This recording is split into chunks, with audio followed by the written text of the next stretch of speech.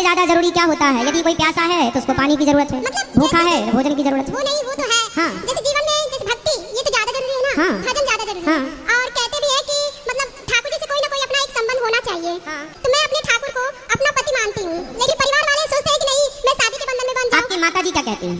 माता जी आपके विचार से सहमत हैं? कोई मेरे विचार से सहमत नहीं, सब सोचते हैं कि मैं संसार के बंधन में बंध जाऊँ। तो विवाह नहीं करना माता पिता कहते हैं, विवाह करो। परिवार वाले बिल्कुल इस बात को मानने के लिए ही तैयार नहीं। वो सोचते हैं क्या भगवान से कोई शादी करता है, भगवान को कोई पति मानता है? अरे ऐसे ही घर जा, तू शादी कर अपने परिवार में देखते रहना, उधर ही सब कुछ कर लेना, ये सब ढोंग मत कर। और ना मैं कैसे समझाऊं, लोग समझने को तैयार नहीं है। और मेरा हृदय संसार को स्वीकार ही नहीं करता है, किंचित मात्र नहीं स्वीकार करता है। इससे मैं सोचती हूँ मैं शरीर त्याग दूं। नहीं, शरीर त्याग देना वो तो त्यागना ही पड़ेगा अंत में अपने को, लेकिन जानबूझकर यदि त्यागा जाएगा तो वो अपराध हो जाएगा। तो गृहस्थ बेटा बुरा तो नहीं है? नहीं, गृहस्थ का बुरा तो मैं बात नहीं कर रही हूं, लेकिन गृहस्थ के लिए मन चाहिए। लेकिन हमारा मन नहीं है ना। हाँ। जिससे मन जुड़ा होता है उसके पूर्ण रूप से जब आसक्ति हो जाती है। हाँ, मैं आपकी बात से सहमत हूँ कि भगवान गृहस्थ में रह के गृहस्थ के कर्तव्यों को पूरा करना पड़ता वो है। समय कुछ और था, लेकिन ये कलयुग है। कलयुग में हम सोचे कि हमारे अनुरूप कोई रहे, तो वो नहीं, क्योंकि वो सामने वाला पता नहीं वैसा। अच्छा, आपके अनुकूल यदि कोई पुरुष मिल जाए तो आप विवाह करेंगे? नहीं, कदापि नहीं कर सकती गुरुदेव। आपकी तरह भक्त मिल जाए तो? कदापि नहीं, मैं किसी को स्वीकार कर सकती। क्यों? नहीं, मेरे ठाकुर के अलावा मेरे हृदय में किसी की जरूरत नहीं है। मैं कदापि नहीं सोचती कि मेरे हृदय में मेरे ठाकुर के अलावा कोई अन्य आए कि मैं इसे कहूं कि ये मेरा है।